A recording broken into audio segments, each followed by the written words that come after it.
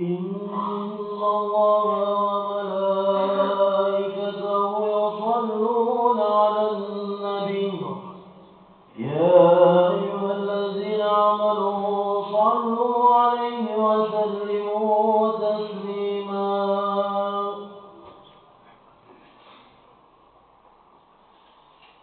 السلام عليكم ورحمة الله وبركاته.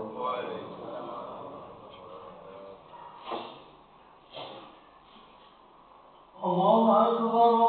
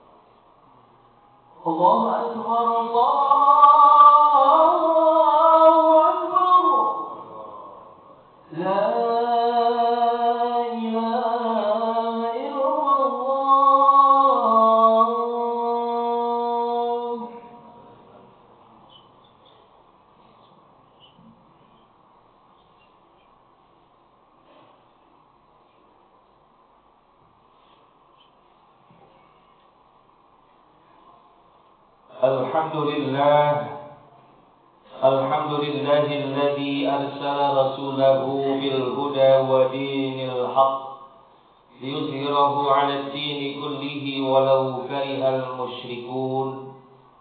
Ashhadu an la ilaha illallah wa ashhadu anna Muhammadar Rasulullah. Allahumma salli wa sallim ala sayyidina Muhammadin wa ala alihi wa ashabihi ajma'in. Amma ba'du fa ya ibadallah, usikum wa nafsi bittaqwallah faqad fazal muttaqun.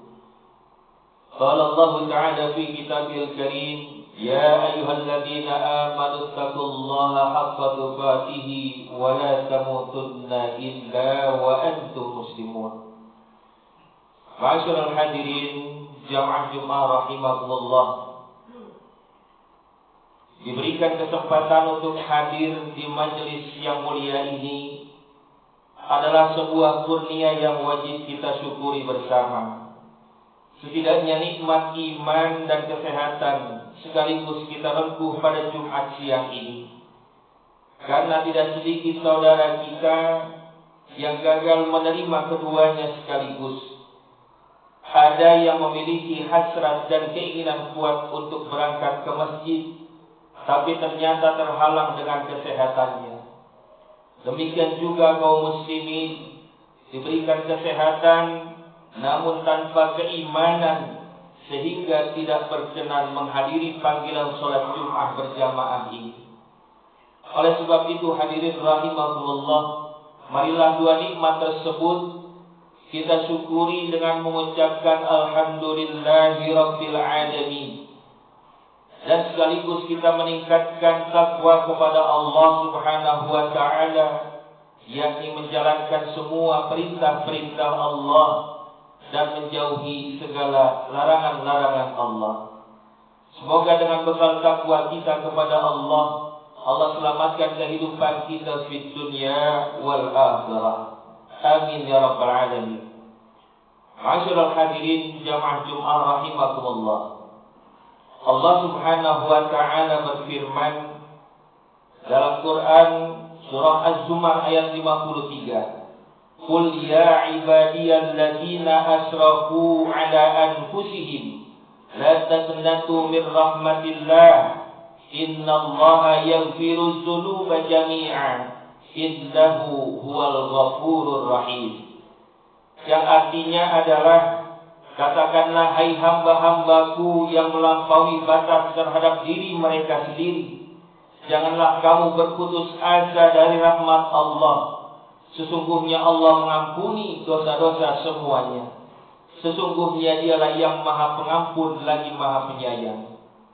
Hadirin rahimakumullah, bahwasanya kita dilarang untuk merasa putus asa atas rahmat Allah Subhanahu wa taala. Bagaimana akan putus asa kalau kita sendiri tidak memahami rahmat itu sendiri?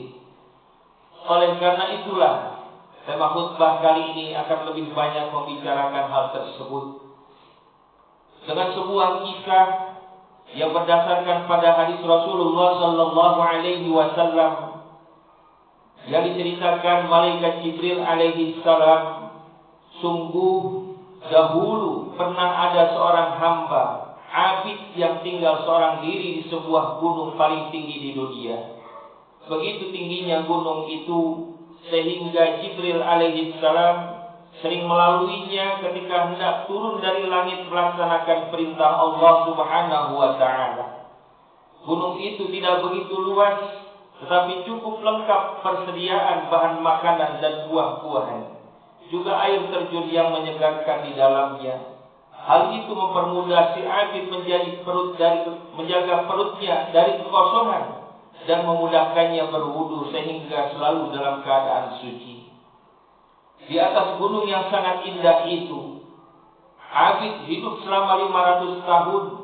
Ia tidak punya kegiatan selain beribadah kepada Allah Subhanahu wa taala, bermunajat, berdoa, dan tidak pernah terlintas di benaknya untuk berbuat dosa dan mendurhakai Allah Subhanahu wa taala. Salah satu doa yang dikabulkan Allah taala adalah permohonannya setiap saat untuk mati dalam keadaan sujud. Demikianlah akhirnya abid meninggal dunia dalam usia 500 tahun. Setelah kematiannya Allah berfirman kepadanya, "Wahai hamba, karena rahmatku kau akan segera aku masukkan ke dalam surga." Mendengar pernyataan tersebut, si abid berubah mukanya, terkesan tidak terima, karena ia merasa bahwa amal dan ibadahnya selama 500 tahun tanpa dosalah yang menyebabkan layaknya masuk ke dalam surga Allah Subhanahu wa taala, bukan semata karena rahmat Allah. Hadirin rahimakumullah, demikian protes si abid kepada Allah Subhanahu wa taala. Mengerti dengan yang dimaksud oleh si abid, maka segeralah Allah Subhanahu wa taala menugaskan seorang malaikat untuk menghitung dan menimbang seluruh amal dan ibadahnya selama 500 tahun yang tanpa dosa, yang diandalkannya sebagai modal meraih surganya Allah Ta'ala. Kemudian ditimbangnya amal tersebut dengan rahmat pemberiannya. Ternyata rahmat Allah yang diberikan kepada abid yang terdapat dalam mata, termasuk di dalamnya kemampuan melihat, jauh lebih berat nilainya dibandingkan dengan ibadahnya selama 500 tahun. Belum lagi nikmat anggota badan yang lain, bagian daripada anggota kita, kaki, tangan, dan seterusnya. Maka sesuai dengan protes yang diajukannya oleh si abid, Allah pun memerintahkan malaikat untuk menyeret si abid ke dalam neraka. Karena nilai amal dan ibadahnya jauh lebih ringan daripada rahmat yang terdapat pada matanya tersebut. Hadirin rahimakumullah. Ketika itulah si abid baru sadar, ternyata kebergantungannya pada amal tidak dapat menyelamatkannya. Segera ia meminta ampunan dan mengakui akan segala kesalahan dan kesombongannya. Ia terlalu mengandalkan amal ibadahnya dan mengabaikan rahmatnya. Untung saja Allah Maha Pengampun. Allah mengampuninya dan sekali lagi menanyakan kepada si abid, apakah engkau masuk surga ini karena amalmu? Si abid menjawab, tidak ya Allah Tuhanku, sungguh ini semua karena rahmatmu. Hadirin sidang Jumat rahimakumullah. Cerita di atas membuktikan betapa hidup manusia sangat tergantung pada rahmat Allah Subhanahu wa taala. Sebagai pengatur alam jagat raya ini, dialah yang menentukan semuanya. Ia berhak melakukan apapun kepada makhluknya. Sebagai sang pencipta, sebagai sang maha kuasa, dia bebas menyiksa dan mengganjar siapa saja yang ia mau. Tidak ada yang dapat membatasi gerak-geriknya. Ketundukan atau kedurhakaan kita kepadanya tidaklah mampu menggeser kekuasaannya walau sedikit pun. Oleh karena itulah hidup semua makhluk ini sungguh-sungguh tergantung pada rahmat Allah Subhanahu wa taala, bukan pada kesalihan amal ibadah kita. Hadirin sidang Jumat rahimakumullah. Oleh karena itulah kita diajari sebuah doa yang sangat masyhur yang berbunyi, irhamna ya Allah, li'anna rahmataka ajjalana min jami'i a'malina, waghfir lana ya Allah, li'anna maghfirataka awsa'u min dzunubina. Yang artinya adalah, ya Allah, kasihanilah kami, karena rahmat-Mu lebih kami harapkan daripada semua amal-amal kami. Dan ampunilah kami, karena pengampunan-Mu lebih luas daripada dosa-dosa kami. Begitulah hendaknya manusia sebagai hamba yang lemah, tidak dibenarkan terlalu merasa aman dengan amal ibadah yang telah kita kerjakan. Karena hal itu tidak serta-merta mampu menyelamatkan kita. Karena keselamatan dan pertolongan itu terkandung dalam rahmatnya Allah Subhanahu wa ta'ala. Dengan kata lain, hadirin rahimakumullah, sungguh merugi jika manusia merasa nyaman dengan tumpukan dan penjumlahan amal yang telah dilakukannya, dengan harapan amal dan ibadah itu akan menyelamatkannya dari api neraka. Hadirin rahimakumullah, sebuah kisah yang masyhur yang kedua dari kitab Nasaihul Ibad karya Syekh Nawawi Al-Bantani tentang Imam Al-Ghazali, diceritakan bahwasannya Hujjatul Islam tersebut tampak dalam mimpi. Maka ia ditanya, apa yang Allah lakukan kepadamu? Lalu ia menjawab, Allah membiarkanku di hadapannya. Kemudian Allah berfirman, kenapa engkau dihadapkan kepadaku? Apa yang engkau bawa kepadaku? Kata Allah. Maka Imam Al-Ghazali menyebutkan segala amal ibadahnya, tapi Allah menjawab, sesungguhnya aku tidak menerima semua amal ibadahmu, kecuali satu amal pada suatu hari, ketika kamu membiarkan seekor lalat hinggap di atas tintamu dan meminum tinta itu dari ujung penamu, serta engkau membiarkannya karena kasihan kepada lalat itu. Kemudian Allah berfirman, wahai malaikat, bawalah hambaku ini ke dalam surga. Hadirin rahimakumullah, fragmen dari Imam Al-Ghazali ini menunjukkan kepada kita bahwa posisi rahmat Allah Subhanahu wa ta'ala itu sangatlah rahasia. Ia bisa terdapat bentangan amal kita yang tidak kita ketahui persisnya. Beratus-ratus kitab karya Imam Al-Ghazali, bertahun-tahun ibadah yang dilakukannya, tetapi rahmatnya Allah malah terdapat ditinta pada ujung penanya. Bukankah secara logika ratusan karya itu lebih bernilai? Tidaklah demikian. Rahmatnya Allah tidak dapat dikalkulasi, diprediksi dan diperinci, karena rahmat itu adalah hak prerogatifnya milik Allah Subhanahu wa ta'ala. Hadirin sidang Jumat rahimakumullah. Oleh karena itulah tidak dibenarkan bagi kita untuk menilai rendah sebuah amal ibadah, walaupun itu sekedar menghindarkan duri dari tengah jalan, karena bisa saja amal itu yang dirahmati oleh Allah. Kita tidak boleh meremehkan amal, walau sekecil apapun. Siapa tahu itulah yang akan menyelamatkan kita di akhirat nanti. Bukankah Sayyidina Umar masuk ke dalam surga Antara lain karena sekedar menyelamatkan burung pipit yang dibelinya dari seorang anak kecil yang menyiksa burung tersebut. Cerita ini kemudian diabadikan dengan sebutan kitab Usfuriyah. Begitu sebaliknya, kita tidak dibenarkan pula menyombongkan amal ibadah kita walau sebesar apapun amal tersebut, karena belum tentu amal itu mengandung rahmatnya Allah Subhanahu wa taala. Hadirin sidang jemaah rahimakumullah. Dalam konteks kekinian, rahmat Allah Ta'ala dapat saja berada dalam amal yang sungguh sepele. Mungkin saja rahmat itu terletak dalam diri anak-anak jalanan yang mengulurkan tangan di hadapan kita, atau di dalam diri pengamen yang menyanyikan lagu sumbang, tak jelas suara dan nadanya. Dan juga mungkin sekali rahmat itu terletak dalam amal kita, dalam memberi selembar kertas koran sebagai alat salat Jum'ah kita. Walhasil, sekecil apapun amal itu, tidak boleh kita sepelekan. Hal ini tentunya akan mengajak kita memandang fenomena akan lebih hati-hati dan tidak mudah berburuk sangka atau suudzon. Janganlah kita mudah buruk sangka dan memandang remeh kepada pekerjaan orang lain. Tukang sayur yang mangkal setiap pagi, tukang jual kue basah, tukang ojek dan tukang lain yang sering kita nikmati jasanya tanpa kita kenal profilnya dengan dekat. Bahkan seringkali mereka yang kita jadikan kambing hitam, bisa jadi pekerjaan mereka lah yang mengandung rahmatnya Allah Subhanahu wa ta'ala dibandingkan dengan pekerjaan kita selama ini. Hadirin sidang jemaah rahimakumullah. Akhirul kalam, bahwasannya manusia tidak boleh berputus asa dari rahmat Allah untuk terus memburu rahmat Allah Ta'ala, karena sungguhnya rahmat itu amatlah luasnya. Hanya kebanyakan manusia tidak memahami hikmah di balik itu semua. Hadirin sidang jemaah rahimakumullah. Demikian khutbah Jumat ini yang dapat disampaikan, semoga banyak manfaatnya. Minimal meyakinkan kepada kita agar tidak mudah memandang remeh pada amalan yang kecil maupun menganggap ringan dan tak bermakna amal orang-orang lain.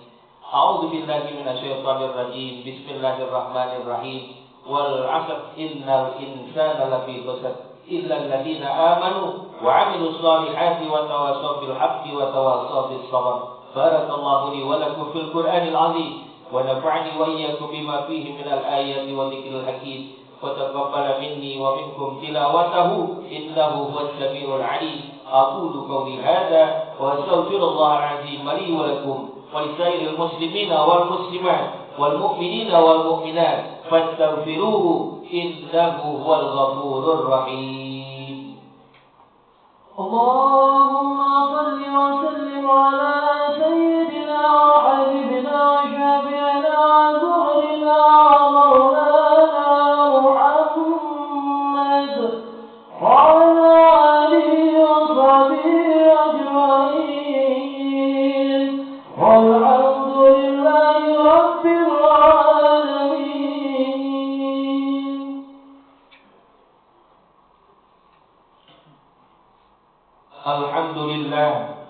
Alhamdulillahilladzi an'amana bi ni'matil iman wal islam.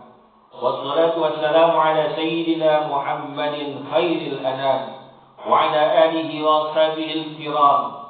Ashhadu an la ilaha illallah al-malikul quddusus salam wa ashhadu anna sayyidana wa habibana Muhammadan 'abduhu wa rasuluhu sahibul syarafi wal ihtiram.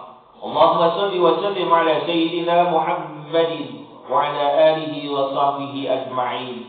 Amma ba'du, fa ya ayyuhan nas, usikum wa nafsi bitaqwallah, faqad fazal muttaqun. Qala Allah Ta'ala, inna Allaha wa malaikatahu yusalluna 'alan nabi ya ayyuhalladzina amanu sallu 'alaihi wa sallimu taslima. Allahumma salli wa sallim ala sayyidina Muhammad wa ala ali sayyidina Muhammad kama sallaita ala sayyidina Ibrahim wa barik ala sayyidina Muhammad wa ala ali sayyidina Muhammad kama barakta ala sayyidina Ibrahim wa ala ali sayyidina Ibrahim fil alamin innaka Hamidum Majid. Warḍa 'anil khulafa'ir rasyidin wa 'an ashabi nabiyyika ajma'in wat tabi'in wa tabi'it tabi'in wa tabi'ihim ila yaumiddin. اللهم اغفر للمسلمين والمسلمات والمؤمنين والمؤمنات الأحياء منهم والأموات إنك سميع قريب مجيب الدعوات يا قاضي الحاجات. اللهم ادفع عنا الغلا والوباء والطاعون والأمراض والفتن ما لا يدفع غيرك عن بلدنا هذا إندونيسيا خاصة وعن سائر بلاد المسلمين عامة برحمتك يا أرحم الراحمين. ربنا آتنا في الدنيا حسنة وفي الآخرة حسنة وقنا عذاب النار. عباد الله إن الله يأمر بالعدل والإحسان وإيتاء ذي القربى وينهى عن الفحشاء والمنكر والبغي يعظكم لعلكم تذكرون. واذكروا الله العظيم يذكركم واسألوه من فضله يعطيكم ولذكر الله أكبر. الله أكبر الله أكبر. أشهد أن لا إله إلا الله. أشهد أن محمدا رسول الله. حي على الصلاة حي على الفلاح. قد قامت الصلاة قد قامت الصلاة. الله أكبر الله أكبر. لا إله إلا الله.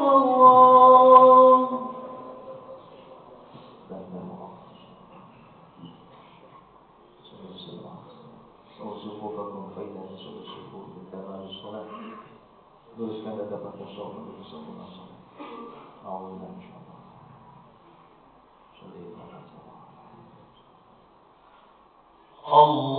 Allahu Akbar.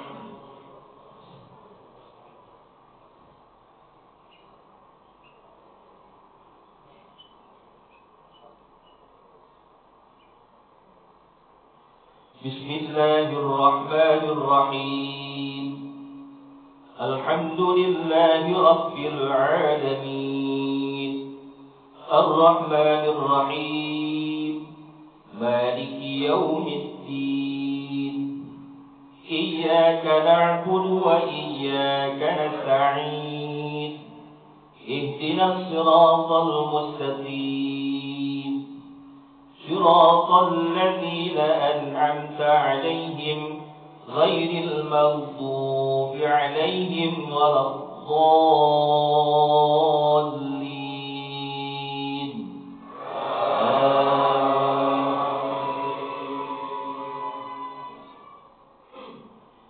بسم الله الرحمن الرحيم. يا أيها الذين آمنوا إذا نودي للصلاة من يوم الجمعة فاسعوا إلى ذكر الله وذروا البيع ذلكم خير لكم إن كنتم تعلمون. فإذا قضيت الصلاة فانتشروا في الأرض وابتغوا من فضل الله واذكروا الله كثيرا لعلكم تفلحون. وإذا رأوا تجارة أو لهوا انفضوا إليها وتركوك قائما. قل ما عند الله خير من اللهو ومن التجارة والله خير الرازقين. الله أكبر.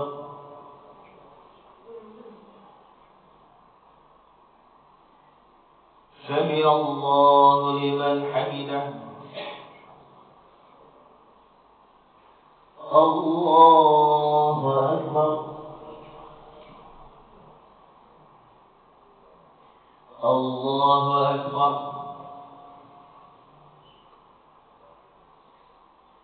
الله أكبر.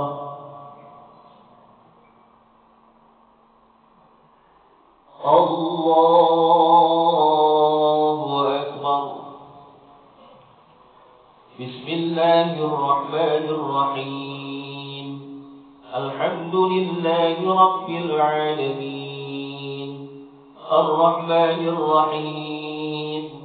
مالك يوم الدين. إياك نعبد وإياك نستعين.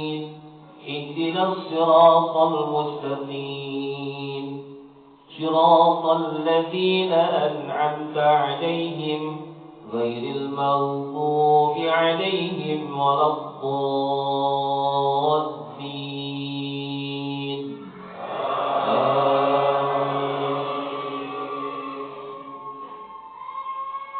بسم الله الرحمن الرحيم. إنا فتحنا لك فتحا مبينا ليغفر لك الله ما تقدم من ذنبك وما تأخر ويتم نعمته عليك ويهديك صراطا مستقيما وينصرك الله نصرا عزيزا. هو الذي أنزل السكينة في قلوب المؤمنين ليزدادوا إيمانا مع إيمانهم ولله جنود السماوات والأرض وكان الله عليما حكيما. الله أكبر.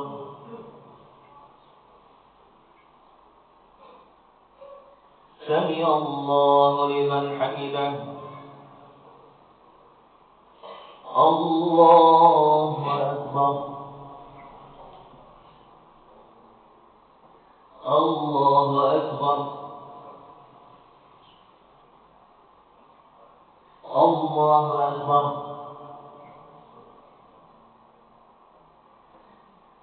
الله أكبر.